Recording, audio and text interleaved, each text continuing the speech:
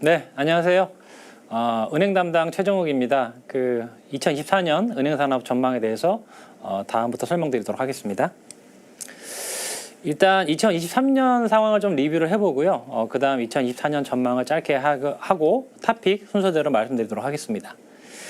올해 은행주는 1월 달에 주가가 굉장히 이제 큰 폭으로 상승을 했고요. 온라인 파트너스가 이제 주저하는 캠페인을 시작을 하면서 연초에 이제 배당 기대감을 촉발시켰고, 온라인 파트너 때문만은 아니겠지만 결과적으로 올해 은행들의 주주 환원율이 이제 큰 폭으로 확대가 됐습니다.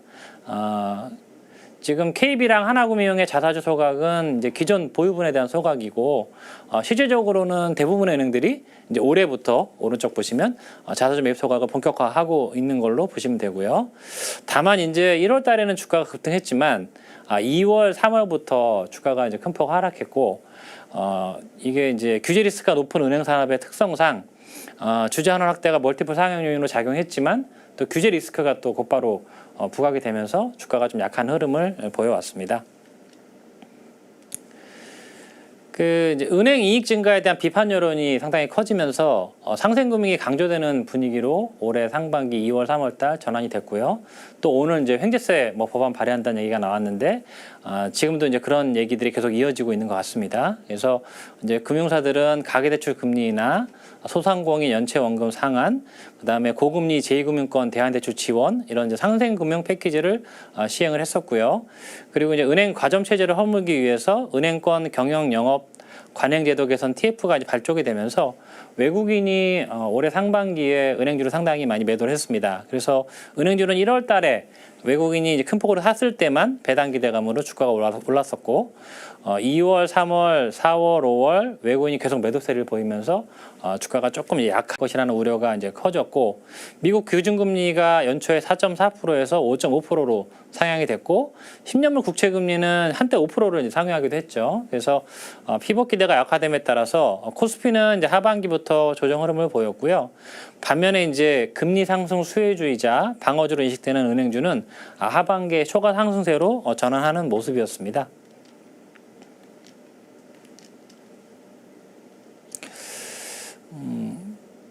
또 이제 올해 큰 이슈가 은행들의 추가 충당금 적립 규모가 이제 큰 폭으로 확대가 됐다는 거고요. 지금 이제 코로나 금융지원 연장에 따른 취약체주 잠재 부실 리스크에 대응하기 위해서 이제 금융당국이 은행권에 대해서 추가 충당금 적립 요구가 많이 확대가 됐고, 3분기까지 대략 한 2.6조 원 정도 은행들이 추가 충당금을 쌓았고요. 4분기까지 포함하면 연말까지 대략 한 4조 원 정도의 충당금이 추가적으로 적립될 걸로 예상이 되고 있습니다. 그래서 올해 대손 비용은 한 11.1조 원 정도, 전년 대비 대략 YOY 한 60% 정도 이제 증가가 될 것 같고요. 다만 지금 11조 원 중에서 4조 원의 추가 충당금을 빼면 경상 충당금은 대략 한 7조 원 내외 정도라고 보시면 되고, 고금리 지속에 따른 연체율이 이제 계속 올라가고 있고, 부동산 PF, 이제 건설성 재분류 이런 것들에 따라서 비은행 부분 충당금이 좀 늘어나면서 금융지주사들의 경상대손 비용 또한 상당히 증가하는 모습을 보여왔습니다. 그래서 오른쪽 그래프는 이제 절대적인 충당금 추이고요. 회색이 감독당국이 권고한 추가 충당금인데, 추가 충당금이 많이 늘어나면서 전체적으로 대손이 많이 늘어났고, 추가 충당금을 제외한 녹색 부분의 경상 충당금도 올해 조금 상당폭 늘어났다, 이렇게 이제 보시면 될 것 같습니다. 금리가 이제 계속 올라가면서 금융지주 전체적으로 건전성은 조금 이제 악화되고 있는 상황이고요. 다만 이제 비은행을 제외한 은행 부분은 아직까지는 나름 괜찮은 상황인 것 같습니다. 현재 은행 연체율이 평균적으로 0.37% 정도밖에 안 되고, 요주 NPL 비율도 한 0.4% 정도 수준에 좀 불과합니다.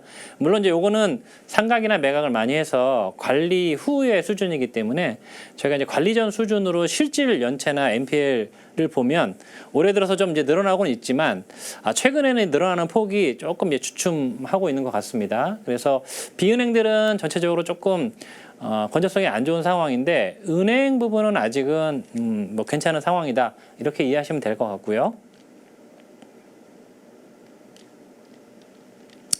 은행 부분 아까 보셨다시피 건전성이 좀 괜찮고 이자액이 굉장히 많이 늘어나면서 은행 쪽은 실적이 굉장히 좋았습니다. 그래서 올해 이제 금융기주 전체 추정 순이익은 대략 한 21조 원, 작년 대비 약 2% 정도 증가할 것으로 예상이 되고 있고요. 비은행 계열사는 실적이 전반적으로 전년 대비 이제 축소되고 있는 반면에 은행 계열사는 사상 최대의 실적 시현이 계속되고 있는 상황입니다. 그래서 업권별로 보면 뭐 취약차주 연체율이 좀 올라가고 부동산 PF 쪽에서 조금 이제 건전성이 악화됨에 따라서 카드라든지 캐피탈이라든지 이런 저축은행 이런 제2금융권들은 작년 상반기 대비 올해 상반기 손익 부진이 조금 이제 심화되고 있고 저축은행은 이제 적자로 전환이 돼 있는 상황입니다.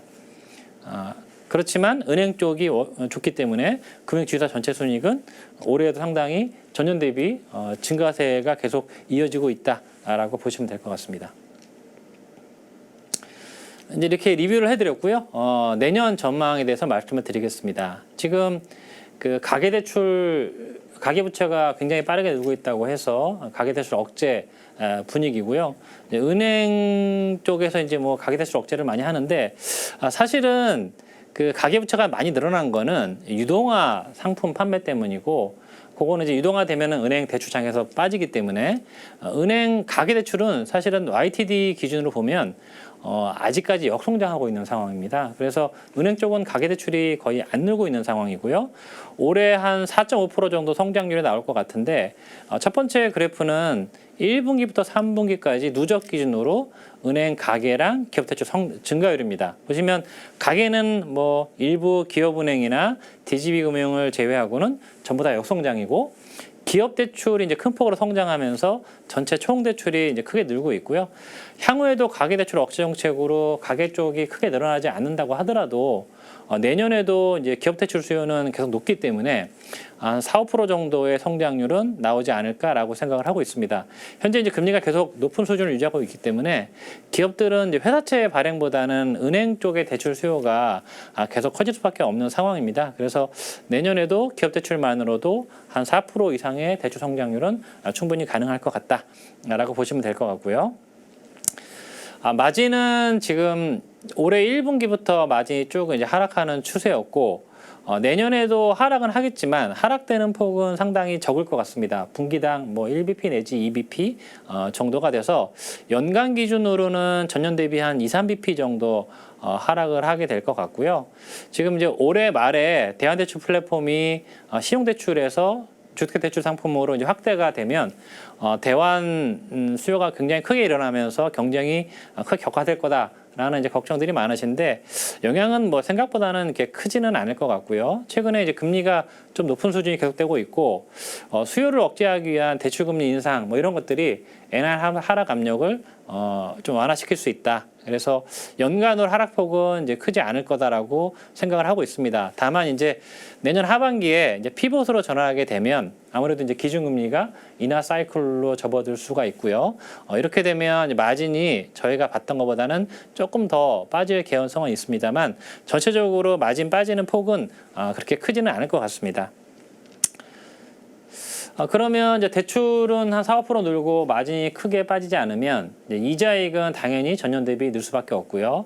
관건은 이제 충당금인데 취약대출이 이제 급격하게 부실화되지 않을까 이런 걱정들이 많이들 있으신데 뭐 금융당국이 손 놓고 있지는 않을 거고요. 올해도 지금 상반기에 뭐 PF 대주단 협약이라든지 주택공급 활성화 대책 이런 이제 PF 금융지원 관련된 내용들이 꽤 있었고 내년에도 뭐 이런 추가적인 지원들은 계속 있을 것 같습니다. 그래서 이게 뭐 어쨌든 감독당국 입장에서는 시스템 리스크로 번질 수 있는 거를 막아야 되기 때문에 이런 노력들이 계속 있을 거고 그렇게 보면 뭐 취약대출이 급격하게 부실화가 되면서 은행 대손 충당금이 엄청나게 급등하거나 뭐 이런 상황은 발생하지는 않을 것 같습니다.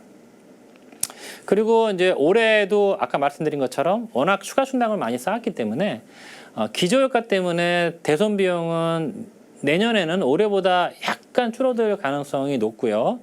그 첫 번째 그래프 보시면 이제 올해 대손 비용 아까 제가 11.1조 원 정도 추정된다고 말씀을 드렸는데 추가 충당금 4조 원을 빼면 대략 한 7조 원 정도가 경상 충당금이었고요. 내년에 이 경상 충당금이 한 11조 원 정도 수준으로 올라간다. 대략 한 뭐 60% 정도 늘어난다라고 가정해도 표면적으로는 올해 대비 내년이 충당금이 약간 이제 줄어들 것 같습니다. 그래서 이자액이 늘고 충당금이 크게 늘지 않기 때문에 당연히 이제 은행 이익은 증액이 될 수밖에 없는 그런 상황이고, 한국은행이 이제 최근에 금융안정보고서에서 그 국내 은행 기업 여신에 대해서 이 스트레스를 했는데 그렇게 뭐 예상 손실이 시장의 우려보다는 엄청 크게 나타나지는 않는 걸로 발표도 한 상황입니다. 그래서 충당금이 늘어나기는 하겠지만 엄청나게 급등하지는 않을 거다. 뭐 이런 이제 그 전망에 힘을 실어주고 있고요. 그래서 내년에 그 금융지주사 전체 추정 순이익은 대략 한 21조 6천억 정도, 올해가 대략 한 20조 7천억 정도 예상되고 있기 때문에 YY 기준으로는 대략 한 4% 정도. 그래서 이 증액 추세는 지속이 될 것 같다. 그 작년이 20.3조 원이었고요. 올해 한 2% 정도 증액이 돼가지고 20.7조 원 정도 보고 있는데 내년에는 한 4% 정도 증액이 돼서 21.6조 원 정도 예상을 하고 있습니다.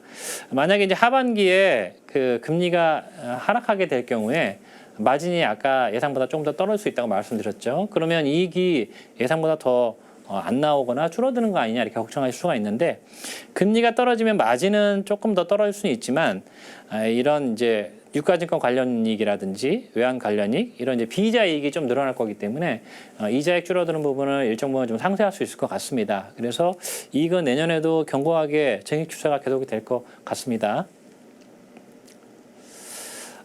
근데 이제 이익은 계속 증가하겠지만 사실 은행주는 주가가 이익 추세랑 그대로 움직이는 건 아니거든요. 그래서 결국은 이제 주가로 움직일 수 있는 키 드라이버가 뭐냐라고 봤을 때 은행 개별적으로는 결국 자본 비율, 매크로 환경 측면에서는 금리가 이제 중요하고요. 그 지금 이제 금융지주사의 적정 보통 자본 비율은 시중 대형 금융지주사의 경우 대략 한 13%, 지방 금융지주사의 경우 한 12% 정도 예상을 하고 있는데, 지금 이제 KB하고 JB금융 정도만 적정 자본 비율을 좀 상회하는 보통 자본 비율을 보유하고 있고요. 나머지 은행들은 조금 낮습니다. 그래서 이런 이제 주주환원이나 이런 것들을 좀 확대를 하려면 자본 비율을 조금 이제 올려야 되는 그런 상황이고요. 결국 이제 금리고요. 지난 이제 한 10년간 은행주랑 이 매크로 지표들을 이제 비교를 해보면 결국은 은행주 주가는 국고채 10년물 금리, 장기 금리랑 거의 비슷한 방향성을 가지고 움직여 왔습니다. 결국은 이제 장기 금리가 좋아야 은행주 주가가 좋을 수 있다는 거고요. 뭐 환율 같은 경우는 사실은 코로나 이전만 하더라도 강한 역상관계를 보여왔는데 코로나 이후부터는 환율과 주가의 어떤 민감도가 많이 낮아졌습니다. 그래서 결국 이제 금리라고 볼 수 있고 뭐 경기 지표 이런 것들이겠죠. 그래서 내년은 어쨌든 하반기에 피봇으로 조금 전환된다는 시장의 인식이 강하기 때문에 그렇게 되면 이제 단기 금리가 좀 하락하는 쪽으로 갈 거고, 은행주 주가도 금리에 따라서 같이 움직인다면 조금 약할 가능성이 있습니다. 물론 단기 금리가 떨어진다고 해서 장기 금리도 같이 떨어지는 건 아니고 오히려 지금 장단기 금리차 역전 현상이 정상화되면서 장기 금리가 올라갈 수도 있거든요. 그러면 이제 그럴 경우는 은행주가 괜찮을 수도 있겠죠. 근데 어쨌든 금리가 전반적으로 하락하는 추세이기 때문에 전체적으로 은행주가 시장 대비 아웃폼하기는 조금 애매한 상황이지 않을까 싶고요. 물론 이제 금리가 저희 예상과는 다르게 튄다면 주가는 또 거기에 반응해서 상승할 수도 있을 겁니다. 그래서 지금 이제 금리랑 결국 경기 이런 것들을 좀 더 주의 있게 보셔야 될 것 같고, 뭐 실적도 중요하지만 이런 매크로 지표를 많이 감안을 하셔서 내년에 은행주 매매를 하셔야 된다라고 말씀드리겠습니다. 저희가 내년에 이제 탑픽으로 꼽는 종목은 KB금융이고요. 뭐 마진이라든지 이런 실적도 워낙 좋고 그룹 전반의 건전성도 상당히 안정적입니다. 뭐 연체율하고 NPL 비율 이런 것들이 이제 은행권 내에서 가장 낮고, 뭐 해외 대체 투자 관련된 익스포저라든지 아니면 건전성 분류 이런 것들도 다른 금융주주 대비 좀 안정적이라서 건전성은 확실히 조금 우위에 있는 것 같고요. 그리고 보통 자본 비율도 13%를 크게 상회하는 유일한 금융주주사기 때문에 향후에 주주 환원율을 조금 올리는 거를 선도할 수 있는 견고한 자본력을 보유하고 있다라고 보시면 될 것 같고, 지금 올해 순이익이 한 5조 원을 상회할 것 같은데요. 뭐 내년에도 추가적으로 증액 사이클이 계속 나올 거고, 좀 수익성이 높고 자본력이 상당히 안정적인 반면에 밸류에이션은 0.4배 미만이라서 여전히 저평가가 되어 있는 것 같습니다. 그래서 장기적으로 투자하실 종목이라면 은행주 내에서 KB금융 추천을 드리겠습니다. 네, 이상으로 2024년 은행산업 전망 발표를 마치도록 하겠습니다. 감사합니다.